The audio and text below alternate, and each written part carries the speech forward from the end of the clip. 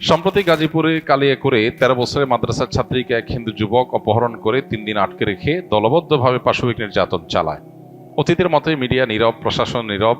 যদি অতীতে দেখেছি এই ধরনের ঘটনা সর্বোচ্চ আসামির গ্রেপ্তার ব্যতীত উপযুক্ত শাস্তি পর্যন্ত পৌঁছায় না। এমত অবস্থায় সঠিক আইনের প্রয়োগ না থাকায় জনগণ নিজেই শাস্তি প্রদান করলে ইসলাম সমর্থনযোগ্য হবে কিনা, খুবই দরকারি প্রশ্ন। দেখুন, গাজীপুরের ঘটনাটা নিয়ে আমাদের সবারই কম বেশ মুখ খোলা দরকার, আমাদের সবারই এই ব্যাপারে কথা বলা দরকার। এই ঘটনা আমি যতটুকু শুনেছি যে 2 মাস আগে ঘটেছে, অথচ 2 মাস পর্যন্ত এই ঘটনা ধামাচাপা দেওয়া হয়েছে। এখন সেই ঘটনা প্রকাশ হচ্ছে, 2 মাস পরে প্রকাশ হচ্ছে। 2 মাস ধরে ধামাচাপা দেওয়া হয়েছে কেন, সেটা একটা বড় প্রশ্নের জায়গা। আর এই দেশে মুসলমানরা, আমরা দীর্ঘদিন থেকে দেখেছি, হিন্দুদের পূজা হলে যাতে করে সেখানে কেউ নাশকতা করতে না পারে, মাদ্রাসার ছাত্ররা গিয়ে মন্দির পাহারাদারি করে সেখানে মুসলমানদের বদনামির হাত থেকে বাঁচাবার জন্য চেষ্টা করে। সেখানে সংখ্যালঘু যারা সংখ্যায় কম, তারা যদি সংখ্যাগরিষ্ঠদের উপর এই ধরনের নির্যাতন চালায় বা তাদের ব্যাপারে এরকম দুঃসাহসিকতার পথ দেখায়, তাহলে সন্দেহাতীতভাবে এর ফলে সমাজ অস্থিতিশীলতার দিকে যাবে। আমাদের দেশে আইন বা আইনের শাসন এগুলো যেহেতু জাস্ট মুখরোচক গল্পের মতো, এগুলোর কোনো বাস্তবায়ন আমরা দেখতে পাই না। এজন্য মানুষের আস্থা তলানিতে। এরকম পরিস্থিতিতে মানুষের আস্থা ফিরিয়ে আনার জন্য দৃষ্টান্তমূলক শাস্তির কোনো বিকল্প নাই। অতএব এ ধরনের ইস্যুতে বিশেষ করে জড়িতদেরকে দৃষ্টান্তমূলক শাস্তির মুখোমুখি করার কাজটা যদি প্রশাসন করতে ব্যর্থ হয়, তাহলে মানুষ আইন নিজের হাতে তুলে নিলে তার দায়ও এই লোকগুলোর উপরেই পড়বে। পাশাপাশি আরেকটা গুরুত্বপূর্ণ বিষয়, আমাদের দেশে আপনারা লক্ষ্য করবেন যে তথাকথিত নারীবাদী, তথাকথিত শিশু অধিকারের ব্যাপারে সচেতন যারা, তথাকথিত সুশীল যে মানুষগুলোকে আমরা বলি বা নিজেদেরকে তারা বলেন, এই মানুষগুলো এ ধরনের ঘটনা একেবারে মুখে কুলুপ দিয়ে বসে থাকেন। কোন মুসলিম নারী তিনি নির্যাতিত হলে তাদের নারী অধিকারের স্লোগান একেবারে থেমে যায়। আজকে যদি ঘটনাটা উল্টো হতো, ধরা যাক কোনো মাদ্রাসার ছাত্র, কয়েকজন ছাত্র কোন হিন্দু একটা মেয়েকে, যে শিশু, তাকে তুলে নিয়ে গিয়ে যদি এই জুলুম করতো, এই নির্যাতন করতো, তাহলে আজকে সারা দেশের মিডিয়া, সারা দেশের তথাকথিত প্রগতিশীল নারীবাদী, এদের পেরেশানের কোনো শেষ থাকতো না, এদের আওয়াজ অনেক বেশি শোনা যেত। কিন্তু দুর্ভাগ্য যে এখন যখন মুসলিম ভিকটিম, তখন এরা একেবারে চুপ, এদের মুখে কুলুপ।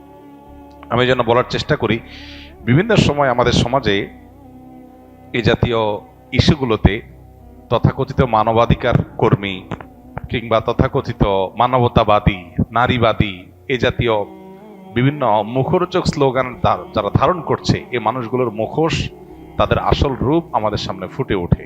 এটা দুর্ভাগ্যজনক। অতএব এদেরকে চেনার এই সুযোগগুলো যখন আমরা পাই, তখন আমাদের উচিত হলো তাদেরকে ভালো করে চেনা এবং সতর্ক থাকা।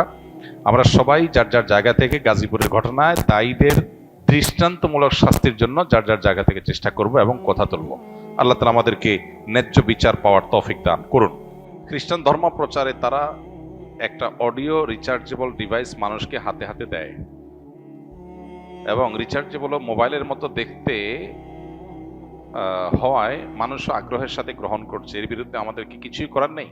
ভাইরা আমার, খ্রিস্টান মিশনারিগুলো আমাদের দেশে ধর্মান্তকরণের যে প্রক্রিয়া চালাচ্ছে, সেটা আজকে নতুন না, অনেক দিন ধরে। এবং আপনারা জানেন, খ্রিস্টান মিশনারিগুলোর এই যে অপতৎপরতা, এই অপতৎপরতা আমাদের পাহাড়ি অঞ্চলকে অস্থির করে তুলতেছে, এবং সেখানে প্রতিনিয়ত মানুষ অশান্তির মধ্যে বসবাস করতে হচ্ছে। আমাদের এই ছোট্ট একটা দেশকে নিয়ে যে ষড়যন্ত্র হয়, এর ভিতরে সবচেয়ে বড় ষড়যন্ত্র হলো খ্রিস্টান মিশনারিগুলোর ষড়যন্ত্র। এই ষড়যন্ত্রকে নস্যাৎ করার জন্য আমাদের সতর্ক হতে হবে। সোশ্যাল মিডিয়াতে, ফেসবুকে আপনারা দেখবেন যে বিভিন্ন ধর্মের মানুষেরা প্রতারণা করে তাদের ধর্মের দাওয়াত দিচ্ছে। কিভাবে? এই যে একটা ডিভাইস একজনকে ধরায় দিচ্ছে, সাধারণ মানুষ মোবাইল টোবাইলে জাতীয় কিছু মনে করে নিচ্ছে, এরপর দেখা যাচ্ছে ওখানে শুধুমাত্র খ্রিস্টান ধর্মের বিভিন্ন বক্তব্য, ওয়াজ, নসিহত, বই পুস্তক, ইনজিল ইত্যাদি আছে, আর কিছু নাই।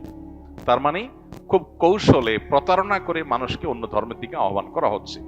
আবার দেশের অনেক জায়গাতে আমরা দেখেছি যে মানুষকে খ্রিস্টান ধর্মের দাওয়াত দেওয়ার নাম করে আপনার বিভিন্ন প্রলোভন দেয়া হচ্ছে, তাদেরকে বিভিন্ন সুযোগ সুবিধা দেওয়া হচ্ছে। এটা ওপেন সিক্রেট, উত্তরবঙ্গে প্রত্যেকটা জেলায় খ্রিস্টান মিশনারিগুলো এভাবে কাজ করছে।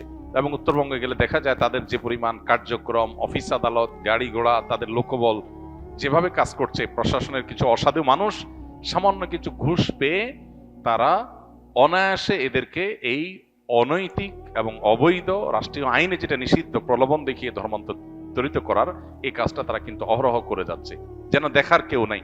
ডক্টর আব্দুল্লাহ জাহাঙ্গীর রাহিমাহুল্লাহ সারা জীবন এ ব্যাপারে মানুষকে সতর্ক করেছেন, জাতিকে সতর্ক করেছেন, এ নিয়ে বহু বই তিনি লিখেছেন এবং এই কাজ করতে করতেই আল্লাহ তাআলা তাকে দুনিয়া থেকে নিয়েছেন। অতএব আমাদের উচিত হবে সতর্ক থাকা। রাজধানী ঢাকার বেশ কয়েকটা গুরুত্বপূর্ণ জায়গা আছে, যে জায়গাগুলোতে খ্রিস্টান মিশনারিরা এবং কাদিয়ানীরা যে সমস্ত মানুষকে ধর্মান্তরিত করে তাদেরকে এনে এই সমস্ত জায়গায় রাখা হয় এবং তাদেরকে এস্টাবলিশড করা হয়।